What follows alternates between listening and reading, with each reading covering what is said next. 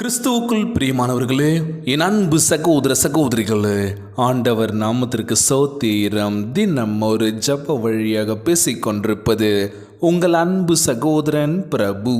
எப்படிங்க இருக்கீங்க? இன்றைய நாள் எப்படிங்க போச்சு? உங்களுக்கு மகிழ்ச்சியாக இருந்தீங்களா? எப்போவுமே சந்தோஷமாக இருங்க. நம் ஆண்டவர் ஆகிய இயேசு கிறிஸ்து நம் ஜபங்களையெல்லாம் கேட்டு நம் அனைவரையும் ஆசீர்வதிக்க போகிறாரு. மகளே, மகனே, கலங்காத, மனம் உடைஞ்சி போகாத, நான் இருக்கேன், உன் கூட தான் இருக்கேன், தைரியமாக இருன்னு சொல்கிறது யாருங்க? நம்ம ஏசப்பா.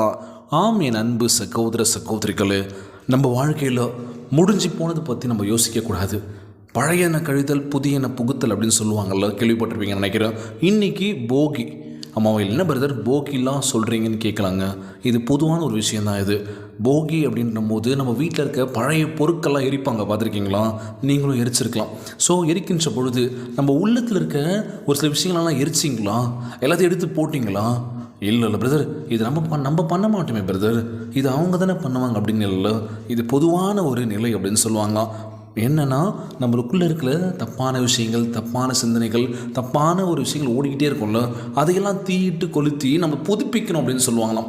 இன்றைய நாள் நம்ம வாழ்க்கையில் நம்ம ஆண்டவராகிய இயேசு கிறிஸ்து, நீ புதிதான ஒரு மனிதனாக இந்த உலகத்தில் இருக்கணும்பா, உனக்குள்ளே இருக்க விஷயத்தில் அதை எடுத்து போடு, நீ அதே பண்ணிகிட்டு இருக்காத, திரும்பி இதுலேருந்து வெளியில் வா, அழகழகான விஷயங்கள் நிறைய காத்துட்ருக்கு, நீ இதில் அடிமையாக இருக்கல்லோ, இதில் மாட்டிட்டு தவிக்கிறல்லோ, நான் உன்னை வெளியே கொண்டு வரேன், மேலும் இதை தவறு செய்யாத, ஒற்றுமையாக சமாதானமாக பார்த்துக்கலாம் அப்படின்னு சொல்லுவாங்களாம்.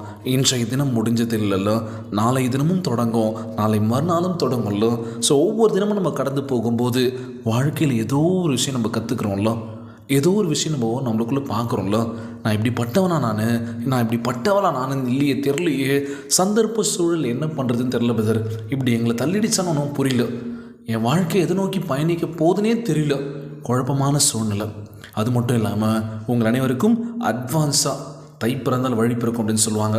தமிழர் திருநாள் வாழ்த்துக்கள்ங்க. நம்ம வாழ்க்கையில் புதுதான விஷயங்கள் நம்ம பண்ண போகிறோம். முதலாவது விவசாய குடும்பங்களுக்காக நம்ம ஜெபிக்க போகிறோம். அவங்க இல்லை அப்படின்னா நம்ம இல்லைங்க.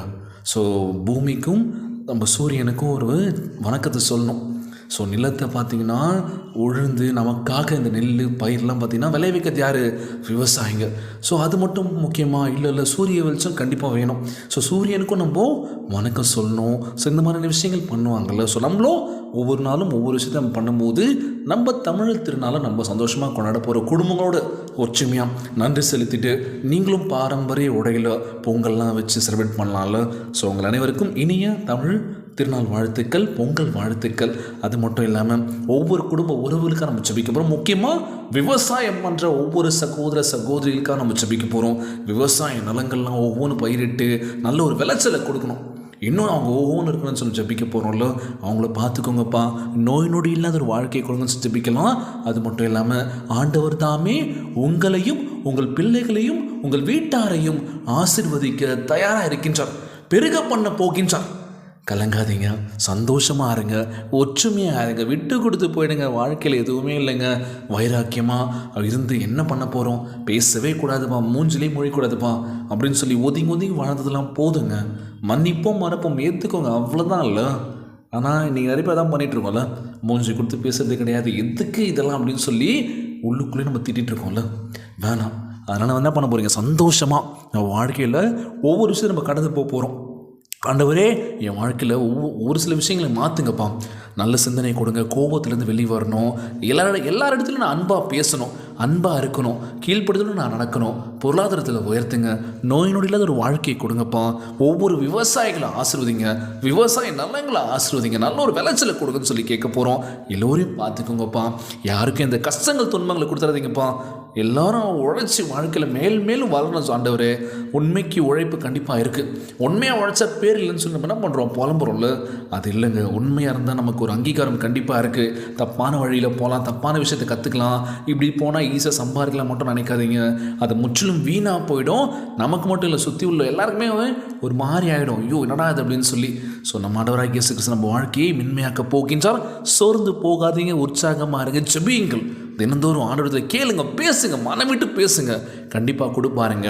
நான் உன்னை விட்டு விலகுவதும் இல்லை, உன்னை கைவிடுவதும் இல்லை என்று வாக்கு கொடுத்திருக்கின்றார். இன்றைய நாள் ஜெபம் எல்லாருக்காக நம்ம ஜெபிக்க போறோம். ஜெபத்திற்குள்ளாக பயணிப்போமா? எங்களை மிகவும் அதிகமாய் நேசிக்கின்ற அன்புள்ள ஆண்டவராகிய இயேசுவே, இன்றைய நாள் வாக்குறுதி வசனத்திற்காக நன்றி ராஜா. ஆண்டவரே, நீர் பரிபூர்ண ஆசீர்வாதத்தை அளிப்பதற்காகவும் எப்பொழுதும் எங்களை குறித்து நினைத்து கொண்டிருப்பதற்காகவும் உமக்கு கோடான கோடி நன்றி செலுத்துறேன் இயேசப்பா. நீரே எங்களை பெருக பண்ணி எங்கள் எல்லைகளை விரிவாக்குவீர் என்று நம்புகிறேன் ஆண்டவரே. ஆபிரகாம், தாவீது ஆகியோரின் வாழ்க்கையில் உம்முடைய சித்தத்தை நீ நிறைவேற்றியதைப் போல என்னிலும் உம்முடைய நினைவுகளை நிறைவேற்ற வேண்டும் என்று ஜெபிக்கிறேன் ஆண்டவரே. எங்களையும் எங்கள் குடும்பத்தினரையும் எங்கள் பிள்ளைகளையும் ஆசீர்வதித்து எங்கள் குடும்பம் பிறருக்கு ஆசீர்வாதமாக விளங்கும்படி செய்வீராக.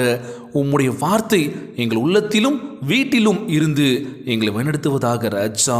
வானத்தின் பல கனிகளை நீ திறந்தது போல எங்களுக்கு வேண்டிய ஆசீர்வாதங்களை பொழிந்தள்ள வேண்டும் என்று கேட்கிற இயேசப்பா.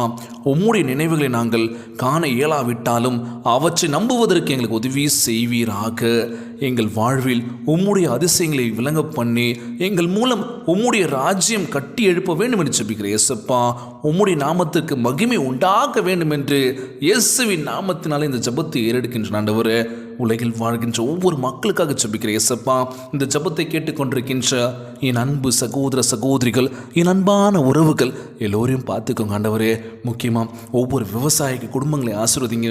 அவங்க வாழ்க்கையில் உடல் தெம்பும் வலிமையும் தர வேண்டும் என்று ஜெபிக்கிற இயேசப்பா. அவங்களுடைய விளைச்சலை இன்னும் அதிகப்படுத்துங்கப்பா. அவங்கள பார்த்துக்கோங்கப்பா பத்திரமா. உலகில் வாழ்கின்ற எல்லோரும் நல்லா இருக்கும் ஆண்டவரே. நோய் நொடியினால் அவதிப்பட்டு கொண்டிருக்கின்ற ஒவ்வொரு சகோதர சகோதரிகளை உமது கரங்களால் தொட்டு நோய்களை அகற்றி போடுவீராக. உம்மால் கூடாத காரியம் ஒன்றும் இல்லை ஆண்டவரே. எல்லோரையும் பார்த்துக்கோங்கப்பா. ஒவ்வொரு குழந்தை செல்வங்களையும் ஆசீர்வதிங்க. உடல் தெம்பும் வலிமையை தர வேண்டும் என்று கேட்குறேன் ஆண்டவரே. எல்லோரும் நல்லா இருக்கணும்ப்பா. கணவன் மனைவிக்குள்ள ஒற்றுமையை கொடுங்க, சமாதானத்தை கொடுங்க ஏசப்பா. வாழ்க்கையில் நாங்கள் இவ்வளோ முயற்சி பண்ணாலும் அந்த முயற்சிக்கு வெற்றி கொடுப்பீர் என்று நம்புகிறேன் ஏசப்பா. வேலை வாய்ப்புக்காக காத்து கொண்டிருக்கின்ற ஒவ்வொரு இளைஞர்கள், இளம் பெண்களுக்கு நல்ல ஒரு வேலை வாய்ப்பு ஏற்படுத்தி தர வேண்டும் என்று கேட்குறேன் ஆண்டவரே. எல்லோரும் நல்லா இருக்கணும் ஆண்டவரே. இன்றைய நாள் ஜெபம் இயேசுவின் விலையேற பெற்ற நாமத்தினாலே ஜெபிக்கின்றேன் நல்ல பிதாவே. ஆமேன், ஆமேன். இயேசுவுக்கே புகழ், இயேசுவுக்கே நன்றி. மரியே வாழ்க. God bless you all.